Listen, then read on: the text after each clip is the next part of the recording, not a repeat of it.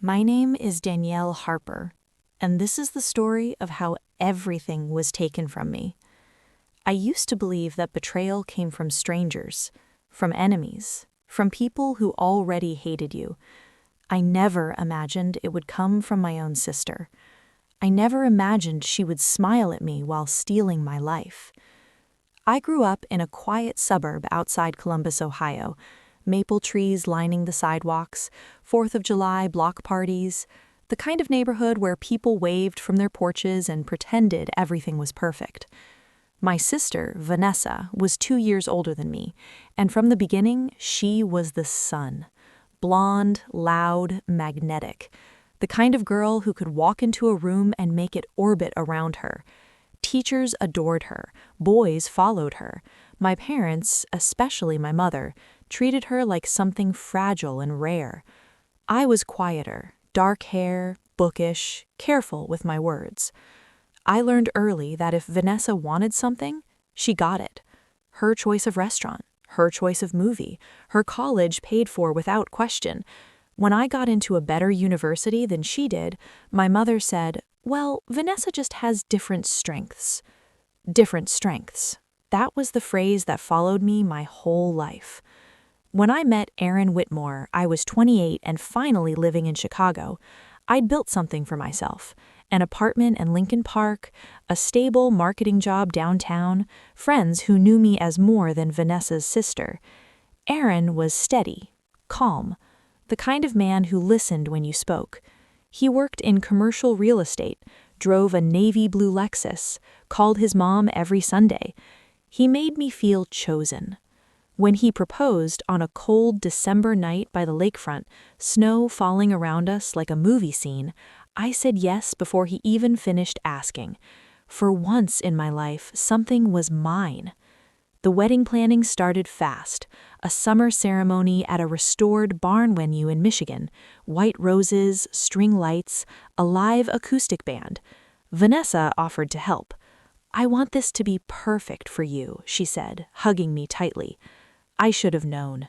She inserted herself into everything, the dress fittings, the tasting appointments, the florist meetings. She insisted she'd handle the bridal shower. "It'll take the stress off you," she smiled. But slowly I started noticing things. Aaron texting late at night, Vanessa showing up to planning meetings even when I didn't tell her the time, inside jokes between them that I didn't understand. The first crack happened at my bachelorette weekend in Nashville. Vanessa drank too much, laughed too loud, pulled Aaron into a FaceTime call at midnight. "Just checking on the groom," she giggled. I watched her from across the hotel room, the way she leaned into the camera, the way Aaron didn't look uncomfortable. I told myself I was being paranoid. 3 weeks before the wedding, I stopped by Aaron's condo unannounced. His car was in the garage. So was Vanessa's. I remember the way my hand shook when I knocked. It was Vanessa who opened the door. She was wearing my old college sweatshirt. Behind her, Aaron stood in the kitchen, silent. No one spoke for a full 5 seconds. Then Vanessa sighed, like I'd interrupted something inconvenient. She said, "I was going to tell you." Going to tell me? Aaron couldn't even look at me. My ears rang, my vision tunneled. I felt like I was falling down a well with no bottom. "How long?" I whispered. Vanessa crossed her arms. "It just happened." It just happened? I left without screaming, without throwing anything. I walked out of that condo with whatever dignity I had left. But it wasn't over. 2 days later, my mother called. "Danielle, honey, maybe this is for the best." For the best. She told me Aaron and Vanessa had real chemistry, that I'd always been sensitive, that maybe I was forcing something that wasn't meant to be. The wedding venue was non-refundable. The deposits were paid. And then Vanessa did something I will never forget. She decided to keep the date. Same venue, same flowers, same band. She sent out new invitations with her name next to his. When I saw the announcement on Facebook, Vanessa Harper and Aaron Whitmore, June 18th, I couldn't breathe. She didn't just steal my fiancé, she stole my wedding. Guests I invited were now attending hers. Vendors I booked were now working for her. And the worst part? People went along with it. Family members said things like, "Well, love works in mysterious ways." Friends avoided choosing sides. I became the awkward detail everyone tried to not mention.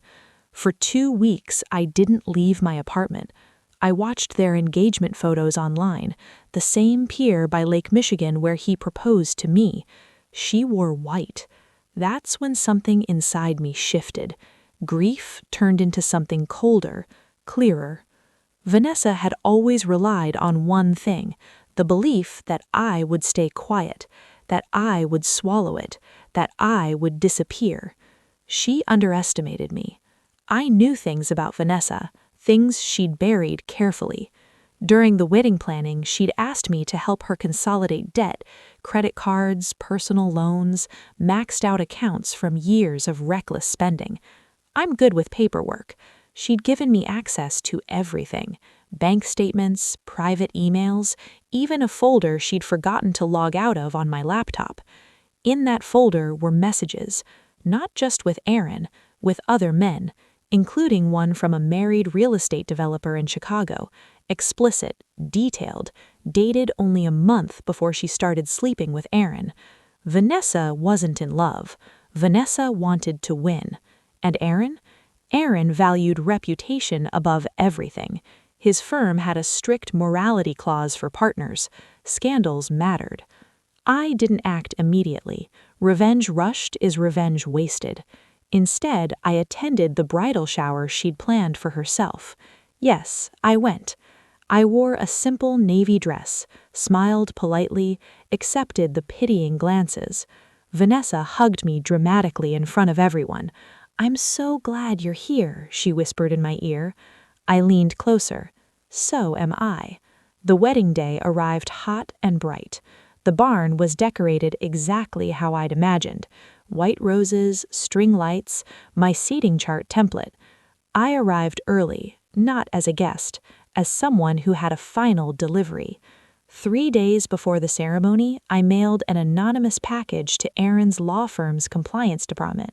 Inside were printed screenshots, dates, names, evidence of Vanessa's affair with the married real estate developer in Chicago. I also sent a separate envelope to the developer's wife, and one more, to the wedding venue coordinator, because buried in Vanessa's debt documents was something else: unpaid tax liens, active collection cases, the kind that can complicate a marriage license application if surfaced at the right moment. By the time guests began arriving, tension was already spreading behind the scenes. I watched from the back as Aaron argued quietly with his best man. Vanessa's smile looked tighter than usual. Then her phone buzzed, and buzzed again. I'll never forget the way her face drained of color. The developer's wife had posted everything online, tagged Aaron, tagged Vanessa, tagged their families. Within minutes, whispers moved through the crowd like wind through dry grass. Aaron stepped away from the altar. The venue coordinator pulled Vanessa aside about urgent legal concerns. Her perfect day began to unravel thread by thread. She spotted me near the entrance. For the first time in her life, she looked small. "What did you do?" she hissed. I met her eyes calmly. I stopped staying quiet. Aaron didn't leave with her. In fact, he left alone. By sunset, half the guests were gone. The band packed up early. The photographer avoided eye contact. Vanessa stood in her white dress in an empty barn filled with wilting flowers that were never meant for her. I walked out into the Michigan evening feeling something I hadn't felt in months: peace. The aftermath was brutal. Aaron's firm launched an internal review. The married developer cut ties. Vanessa's online image shattered overnight, and for once, no one blamed me. Because I never shouted, never posted, never made a scene. I simply told the truth. My parents called, furious at first. then quiet, then ashamed. Turns out, when you expose sunlight to rot, it doesn't survive. Vanessa tried reaching out weeks later, a long voicemail, crying, saying I'd destroyed her life. I listened to it once, then deleted it. She had mistaken my silence for weakness. She thought I would fold the way I always had as a kid when she took the bigger slice of cake, or the better bedroom, or the spotlight at every family gathering. But this time, she took something sacred, and I responded differently. I moved out of Chicago 6 months later. New job, new city, new start. Not because I lost, because I finished what needed finishing. Sometimes people ask if I regret ruining her wedding. I don't. She ruined it the moment she chose to build it on stolen ground. The truth is, I didn't destroy her perfect day. I revealed it was never perfect to begin with. And the last time I saw Vanessa was at a courthouse hearing months later, her fighting creditors, Aaron nowhere in sight. She looked at me across that cold hallway like I was the villain. Maybe I am in her story, but in mine, I'm the woman who finally understood that karma doesn't always arrive on its own. Sometimes you have to deliver it yourself.